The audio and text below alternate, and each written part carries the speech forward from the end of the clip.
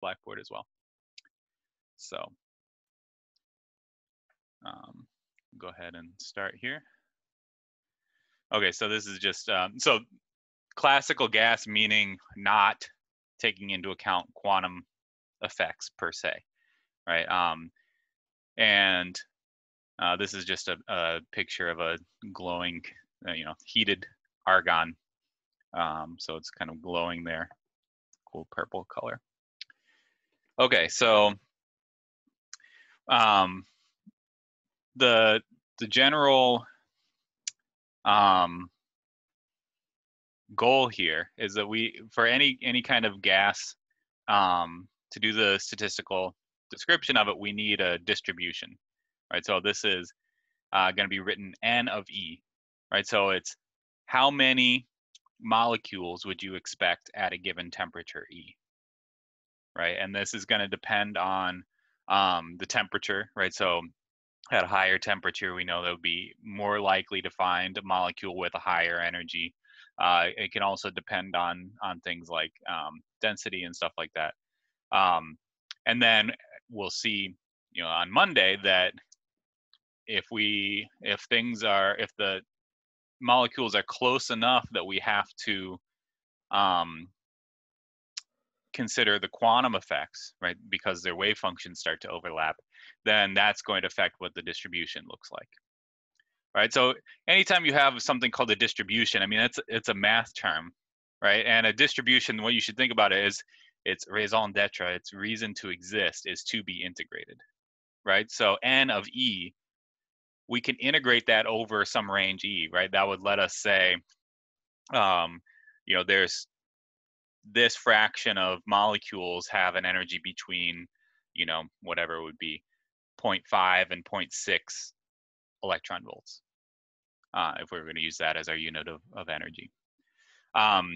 It's similar, we did probability distributions when we did quantum mechanics, right? So same sort of idea, right? The probability distribution or the probability density, the main reason the main thing we did with it was to integrate over it. Okay, so if we look at the next bullet point, dn, right? So that's some small number, right? Some infinitesimal number of particles in that range dE. So you would take your distribution and multiply it by that interval dE. Right now we're going to break that n into multiple parts, right? So we'll pull out an overall factor of volume, which we'll see later will cancel out. And then we have these two, so this n we're going to write in terms of two functions, g, which is the density of states, and f, which is we call a distribution function, right? So f is going to depend on, today we're going to figure out what f is for a classical gas. And then there's a different one if you're talking about fermions, and then another one if you're talking about bosons. So then the other part that we have to pull out is the density of states, right? Which is like a degeneracy, right? Degeneracy, we learned in quantum mechanics, is how many different particles could have, or how many different states could have the same energy, right? So we'll talk a little bit more about that. But that is going to be not dependent on whether it's a classical fermion or boson, right? It's only going to matter, the thing that's going to affect that is whether we're talking about a relativistic or a non-relativistic particle, right? So let's go a little bit deeper into that density of states, right? So, well, if we were doing, let's just do particle in a box, right? So if we had the particle in a 1D box, and you say, well, here's a given energy, how many ways are there to achieve that energy? The answer is either 1 or 0, right? There's certain energies that you can't achieve, and then for every other state, there's a single wave function that describes that energy, right? But then we did the two-dimensional box, right? So here for an example of 50 times the minimum energy, so we had, you have the wave number, or the state number in the x direction and the state number in the y direction, right? So we see two different wave function, one where one is in the n equals 1 state and the other component is in the n equals 7 state, versus the one where both are in the 5 state. And those two would both have the same energy, right? So that's a degeneracy there of 2, right? So 2 different states can have the same energy. So then we go to 3 dimensions, right? Same kind of idea, it's just harder to visualize the wave function, right? So you need 3 different numbers that are going to specify what state you're in. And this is just a plot of, okay, if we do that in units of, okay, right there they wrote out the whole thing, but it's E naught, right? The ground state energy. You can see that we're starting to get, 100 states, 150 states, 250 states, different states that can all have the same energy, right? So this degeneracy, the higher the energy, the more different number of states you can get. And then also you can see, like, at a certain point, you're never going to have like big spaces between the allowed energies, like you do for the lower energies, right? They're going to start to come basically right next to each other. So this is the reason why we're going to move away from thinking about discrete things versus making it continuous and doing an integral. Okay, so that's what we're trying to do. Basically, we're trying to count how many different states can give a certain energy. So let's look at the gas in the cubic box, right? So this was what I started on the handwritten stuff. And we have, okay, so you got to have sign in the x direction, sign in the y direction, sign in the z direction. What that ends up giving, well, we know that the energy is p squared over 2m, and p is a vector with components in x, y, and z. So if we say, well, make it the particle in a box, right? Integral number of, or half integral number of wavelengths have to fit, right? You have to go to 0 at the boundaries. It gives this expression for the energy, right? And if we define nx squared plus ny squared plus nz squared to be just n squared, it gives us exactly the same energy for the particle in a box that we got for the 1D particle in a box, right? So we're trying to say how many states are in a small interval dn, right? So rather than saying how many different states have a given, fit in a small energy interval de, we say how many are in a small number interval or state number interval dn. And because, as I said, they start to get so closely packed together, we can treat that, say, okay, how many different states could be within a value of n or less? We treat it like just the volume of a sphere, right? So we actually, for dn, we want the volume of that thin spherical shell, right? So that's what this plot is trying to show. Yeah, they're actually discrete, but they're so tightly packed, we treat it as continuous, right? So the volume of a small spherical shell, if you go to your Calc 3 textbook or whatever, it's 4 pi times the radius squared times dr, right? But here, radius is, we're in n space, so it's n. And then we have this extra factor, right? N sub x, n sub y, and n sub z are all positive, so it's not the whole sphere, it's only 1/8 of it, right? So we've got that factor. And then we also know that if you have different spin states, you could be in the same, you could have the same n value, but be in a different state depending, if it's an electron spin up or spin down. So we're, to account for the spin states, we get an extra factor of 2 times the spin plus 1. Right, so for electrons, that would give us 2. For spin 0 particles, that would give us no extra, right? It would just be a factor of 1. Those are going to be the 2 that we actually work with, but you can make it general for any spin state. Okay, so that's our dn, but we don't want things actually in terms of n. We want to switch back to E. Any questions at this point before I move to the next slide? Okay. So that was kind of where we ended up last class. I don't think I had done the spin states yet. So I want to, okay, so I have density of states, and it's actually density of states per unit volume, dn, right? That was what we just copied from the previous slide. So if we make a change of variables back to E, we just use our relationship, right, for E. To find what dn is, we take the differential, right? So just your usual way that you would do like a U substitution, change of variables. And so now if we write G of E, no, I actually wrote G of E, but it should be G of E dE because I kept the dE there. We would see that it depends on the square root of E. And you've got these other factors, right? So the mass shows up, Planck's constant shows up, the size of the box, L cubed, shows up. Now, we just picked an arbitrary box, so that we would hope not affect anything, right? Because anything that only exists inside your mind should never affect physics. But we see that when we calculate dN, which is the thing that actually has a physical relevance, well, we had to multiply by V, so that cancels out. L cubed is equal to V because we are in a cubic box of length L, so that cancels out. Right, so that gives us our calculation for dN, and then we still need that distribution function F to be able to do anything in terms of calculations. Right, but our density of states there, all the other stuff that we can use as long as we're dealing with non-relativistic particles, because that's what the energy relationship, E is equal to P squared over 2m is for non-relativistic. Okay, so that's our non-relativistic density of states. You can't forget that every time that you want to do anything, you have to include the density of states as well. You can't just have the distribution function.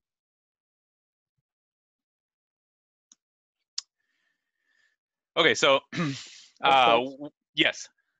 Where did you get square root of E from again? I'm sorry. So if you do the change of variables, right, we're trying to write n squared, right? So that's, well, okay, what do we actually have? When we calculate dE, you notice there's a factor of n there, right? So that means n dN is going to be, with those constants, is going to be equal to dE. But then we need another factor of n, right? Because the original expression for G has an n squared in it. So we have to multiply by square root of E, because E is proportional to n squared. So that's why we end up with the square root E. Oh, is this why also you have like L cube and? Right, so that's where those all come in. Okay. Right, so if you just take that change of variables expression, solve it for solve the dE one for n dN, and solve the E1 for n, and plug those in, simplify, collect your terms, everything, that's what would come out. Cool. Yeah, so I just skipped over that algebra. All right, so so the density of states is proportional to square root of energy, which actually, if we go back, you can see in this plot for the 3D box, that looks like square root E, right? That overall trend as you go up. So that fits with what this is showing when they went through one by one and counted everything.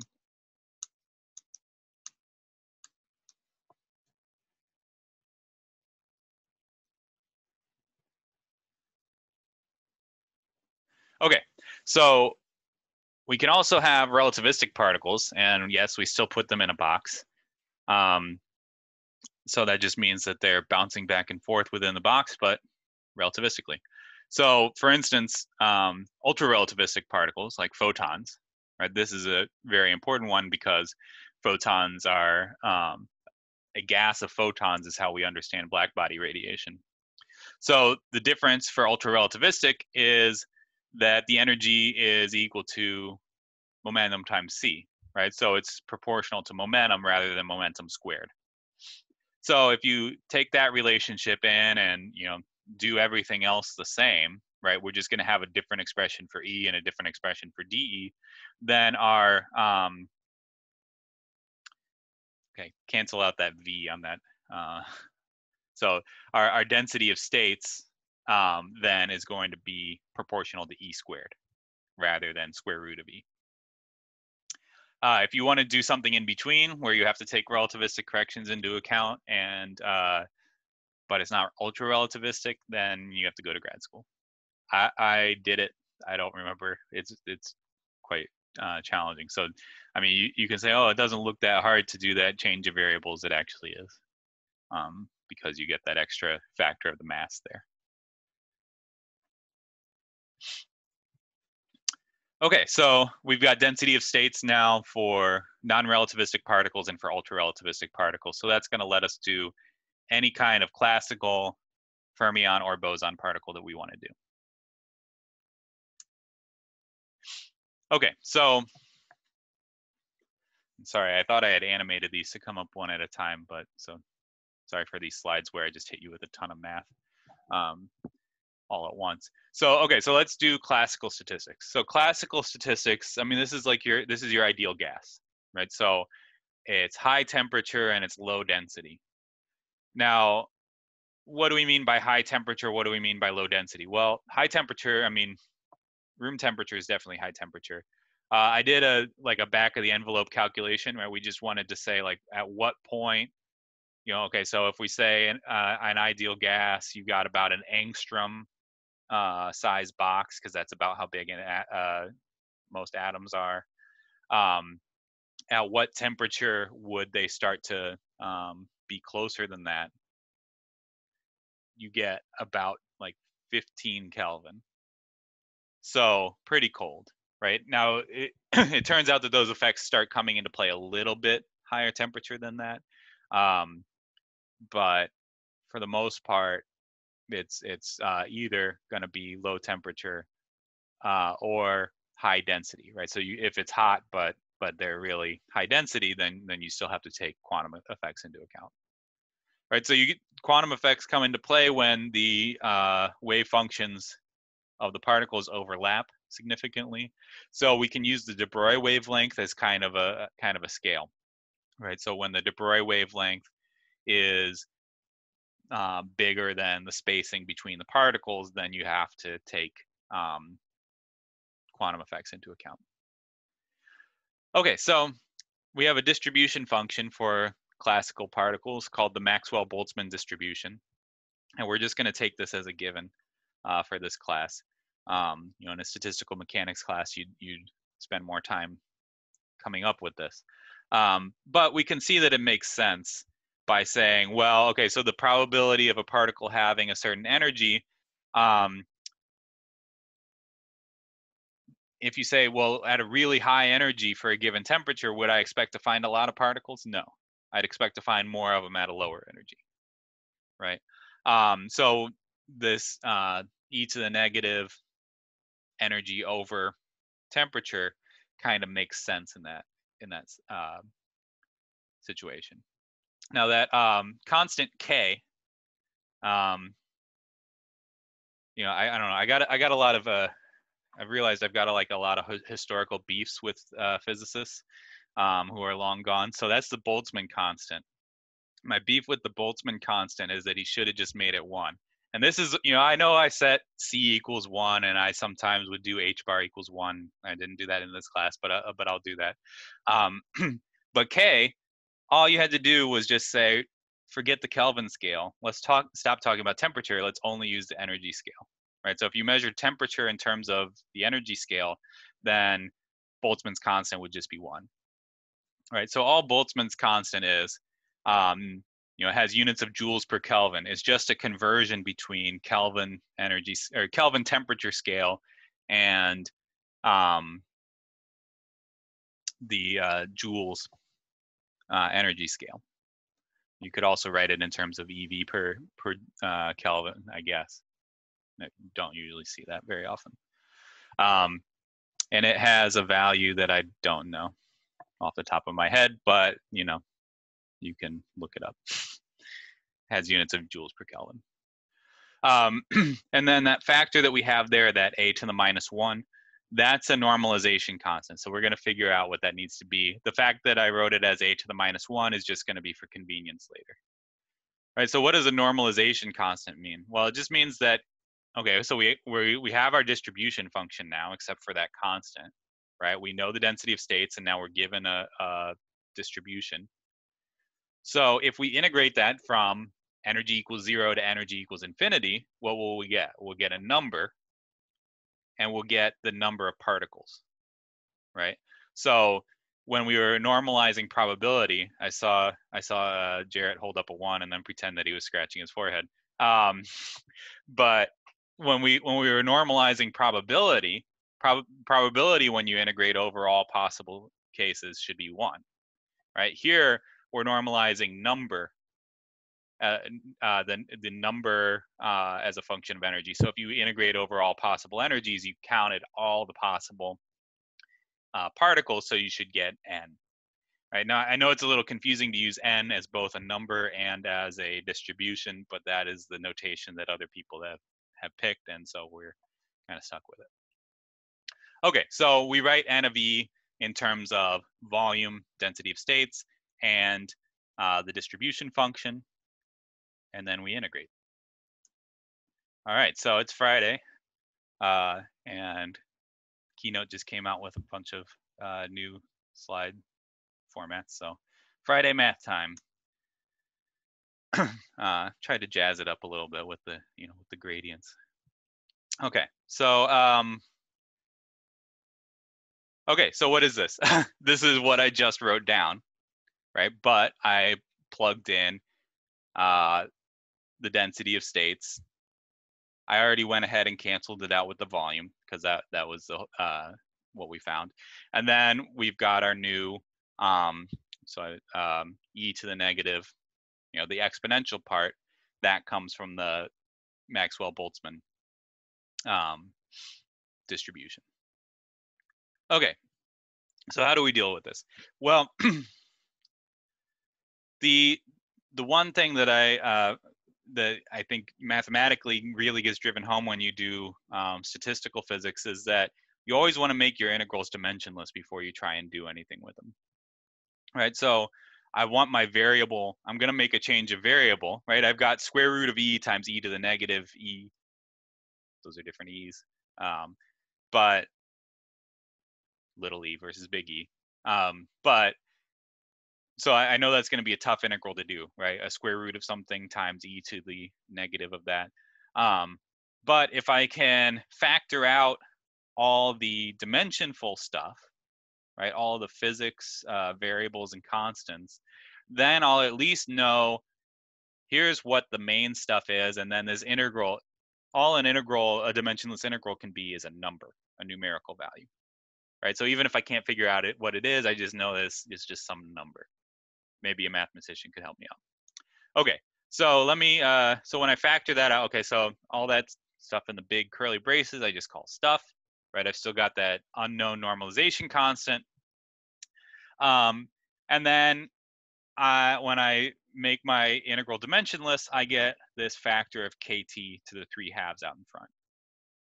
Now I can check to make sure that that's reasonable, right? If we look at the stuff that is involving energy, right? I've got square root of energy. I've got an exponential. Well, exponentials have to be dimensionless anyway. And then I've got dE, right? So dE has units of energy, and square root of energy has units of square root energy.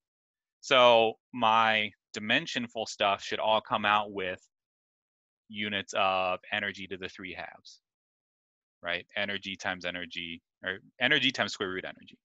And so kt to the 3/2, that's my dimensionful stuff, right? Everything else from that. Now the other stuff in parentheses, that has dimension, but the integral now is dimensionless. It's just going to be a number. Oh, mistake here. I'm going to fix this on the fly.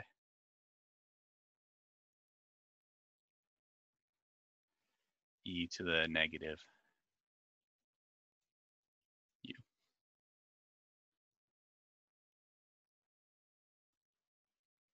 Spoiler alert. Okay. Right, so I still have the exponential there. Right, so I've got square root of u times e to the negative u du. That's some number. Turns out square root of pi over 2. if I couldn't figure that out, I know that these integrals always turn out to be something that's, it's not going to be 10 billion, right? They're always what we would say order 1. Okay, so plug that square root of pi over 2 in, rewrite all your stuff, and then just solve that equation for A. Right? It's just an algebraic equation. We solve it for A, and then we go back and take that value for A and plug it back into our original expression for the number distribution, and we get this. So the factor in front, those are all constants. I mean, temperature could be different values, but we always think of keeping temperature the same and seeing what the different energy states would be. And then we've got a square root of energy times e to the negative energy. Right, so that's now, yeah. So you have kt to the raised to the power 3 over 2. I understand where you get k over t to the 1/2, but where does kt come from?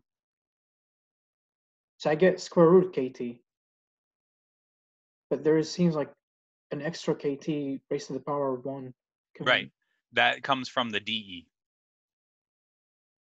Oh, okay. Yeah. So I know that it's right because that's why I was going through and because I mess up change of variables. Like I no matter how many times I've done u substitutions, sometimes when I'm teaching, I pretend that I'm like, oh, I always have to write this out. It's not always true, but for change of variables, it's always true. I have to write it out completely, otherwise I mess it up. But when this is the nice thing about physics, you always can check your units. With math, you can't check your units. You don't know if you did the integral right. But with physics, you can check your units. I know that square root of E times dE has to have units of energy to the 3/2. And so that's where that ends up. Okay, so we can look at what this distribution looks like. So I just plotted this in Mathematica. So this is just square root of energy times e to the negative energy. So now let's remember what we had here, right? We had two competing things. You can still see me, right? My video's still on, yeah. So we had the density of states. Oh, I should do backwards. Density of states, which was square root. All right, so that starts at 0 and goes up. And then we had a decaying exponential for our distribution function. So that starts at 1. Oops, this side starts at 1 and goes down. Right, so when we multiply those two things together, we've got things that go to 0 at both extremes, and so there's going to be some peak somewhere in the middle. Right, so even though the density of states, even though the distribution function says that there could be molecules with 0 energy, the density of states at 0 energy, it basically goes away. Right, how many different ways are there to have 0 energy? Just one, which is basically 0. When we're dealing with big numbers, right? So we get this thing that levels off, right? So two things that would be interesting to figure out about this Maxwell-Boltzmann distribution would be the max. Well, I label it Emax, but it's the most probable energy, right? The most common energy for a molecule to have, and then we could also look at the average energy that a molecule would have. And because this is a skew distribution, the average, we can tell just by looking at it, the average is going to be higher than that most common value. All right, thermodynamics time. So this is where things start to get interesting and cool, exciting, thrilling, hopefully. The stuff that you've been told in chemistry classes or high school physical science class for years, we can actually calculate quite easily. I don't know if you can hear my dog. The mailman's coming, so there's a mortal threat to my house. Okay, so what is the most probable energy for a particle? Well, okay, let's we're gonna do some calculus, right? So there's two options: calculus, derivative, and integral. So if I want to find the maximum of this curve, how do I find it?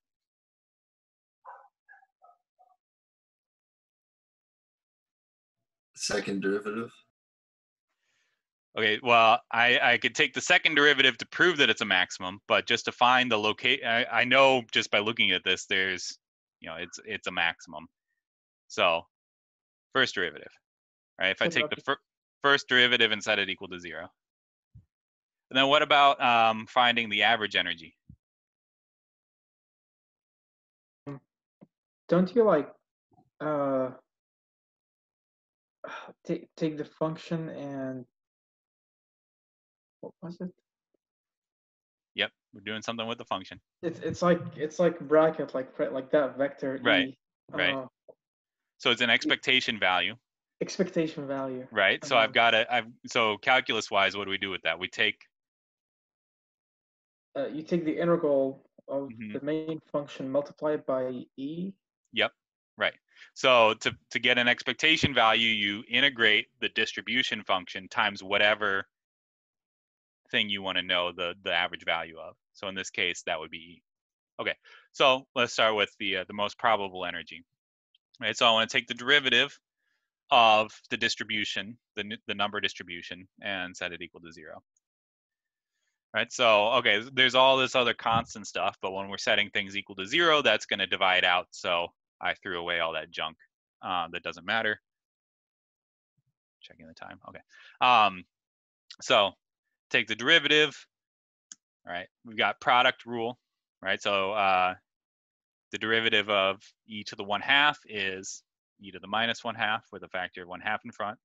Multiply that by the second term, and then the first times the derivative of the second. So when you take a derivative of the exponential, you just chain rule, you get that constant factor down. Okay, so, saved ourselves the pain of doing it, but, it's pretty straightforward to just have to remember the product rule and chain rule. So I see that there's a factor, the exponential factors in both terms, so I can multiply that through. I'll multiply through by e to the 1/2 just to kind of collect those terms together. That gives me that. And then when I solve, I get 1/2 kT. So the most probable energy is 1/2 kT. Right, so that might be something that you've seen in a chemistry class, but the average energy is probably more likely what you've seen. So we'll go to that next.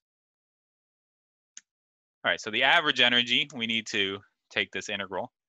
Right, now so if I just did the integral of E times the number distribution function, that would give me the total energy, or the, I'd be taking each particle, for each energy, how many particles have that energy, and then add that all up, right, times their energy. So I'd get the total energy.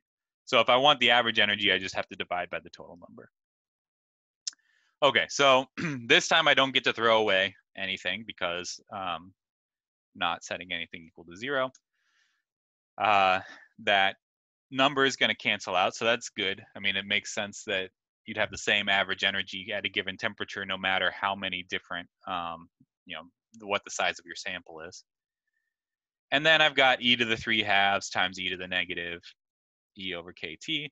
So I do the same thing that I did before, which is make this integral dimensionless. Right? So I've got e to the 3/2, and then I've also got dE, so that's going to give me a factor of kt to the 5/2 out in front. When I divide kt to the 5/2 divided by kt to the 3/2, that just gives me a factor of kt to the 1. So I'll cancel that out.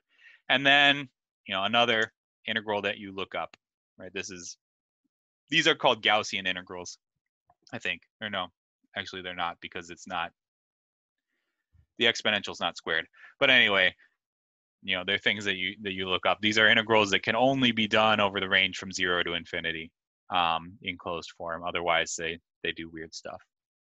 But you look it up, and in today's parlance, looking it up, people used to, there are still books, big tables of integrals. But now that's what Mathematica does. or Wolfram alpha, or something like that. So in this case, it's 3 root pi over 4. Okay, so we can see that the root pi's are going to cancel out. We're going to get KT, and the average energy that we get is 3/2 KT. Right, so that's probably the familiar thing that you see from chemistry. You often hear that, you know, for each degree of freedom, you get a factor of 1/2 KT. So because this is a 3-dimensional box, you get 3/2. Things get more complicated if you want to have a diatomic molecule or something like that. You can get extra degrees of freedom from that.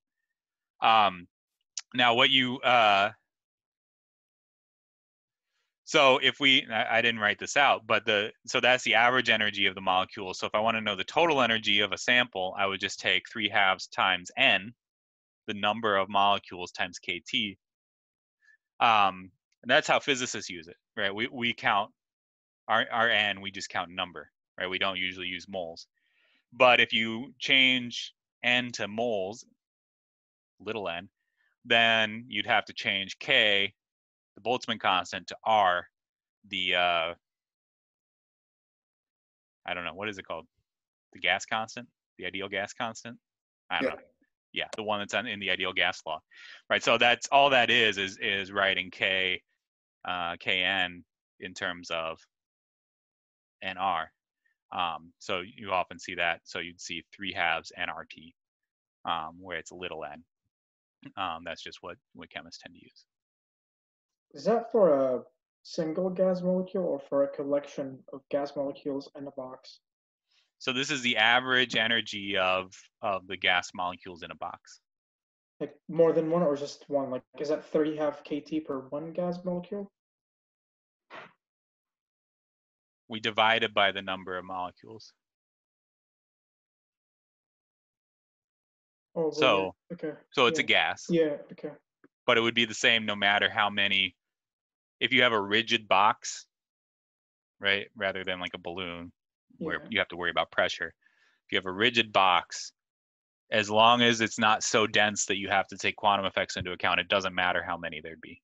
So it would be the same for a single molecule in a box, as long as it was at you know, a high temperature, which is probably not realistic to achieve. But in that model, did you assume the gas molecule is a spherical shape, or does it matter what shape it is? Doesn't matter. Okay. Doesn't matter. They just have to be small enough that they're not interacting. They can't have any internal structure, any internal degrees of freedom. So this will go up if you go, you know, at high enough temperature. The rotational is, I think, what happens first is, like, if you have a diatomic molecule, the rotational degrees of freedom start mattering first, right? So you get another 2 degrees of freedom. So your energy would be 5/2 KT. And then if it gets really hot, the oscillating starts to matter. And so that's another 2 degrees of freedom. So you get 7/2 KT. But from what I understand, I mean, people always say that, but from a practical standpoint, by the time you get it to that hot, that those degrees of freedom would start to make a difference. The molecule actually dissociates first for most molecules.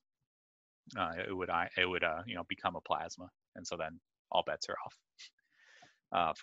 It's no longer an ideal gas for sure. But yeah, I mean, this works for a wide range. I mean, you use the ideal gas law in lots of situations, and it's pretty good.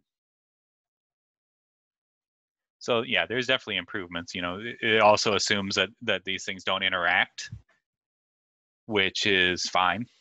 They don't really interact in terms of a long range force. But you know, if you start to get too dense, then they would interact by repelling each other, and there is some sort of long range van der Waals interaction. So there's corrections to this, but this is pretty good. Also, one more question. Mm-hmm. So with that plot that you had earlier, where we found the maximum population at what energy, is that I'm assuming that's only for ground state because if you have higher energy, you probably will have lower molecules in the ground state, correct? This is the kinetic energy. This is the kinetic energy of the moving gas molecules. So we're not talking about internal excited states of the gas molecules. Okay. So there's no excited, like, we're not, is that what you're thinking, atomic excited states? Yeah, yeah. Yeah. So we're not concerned about that. And also those energies, well, yeah, even for, yeah, Wasn't like things have to get pretty hot before you start to get a significant number of atoms being in an excited state. okay. So Wasn't like N the because we're plotting here N versus E, right? right, and N of And E, yeah, and right, the N is distribution. the distribution. So what I was thinking is like when it decays more, you can have less population. Yes. Okay, that's because But, of the kinetic energy. right, they're Okay. at a given temperature. So, well, here, I think this plot kind of puts things in perspective. Now, there's a lot of these animations when you go back through. Just slow you down. Okay, so we can write that energy, right? Energy is proportional to velocity squared, right? So if we take that energy as a kinetic energy, we can write a speed distribution. So now this is showing lots of different values of the temperature, but for instance, if you look at the 273 Kelvin, right, room temperature, no, sorry, that's 0 Celsius. But anyway, you can see that at freezing temperature of water, 0 Celsius, you get the most likely speed for a particle is about 1,000 meters per second. This was done for nitrogen, so it's good for most of the air. Oxygen's not going to be that much different because the mass is about the same. So the most probable velocity is 1,000 meters per second, but if we follow that down, you've still got, okay, so the relative it's about 8, right, on this arbitrary kind of scale. So the probability of finding a particle going 2,200 meters per second is about 8 times less, right? So there are some, right? Okay, so I don't know, we're somewhere, well, depending on what your room feels like, we're somewhere between 273 and 373. None of you are boiling or evaporating, so we're somewhere in that range. And so that means that all of our rooms are filled with some molecules that are moving quite slowly, right? Most of the most probable ones are somewhere around 1,000 meters per second, but then there's still some that are moving at about 2,200 meters per second. But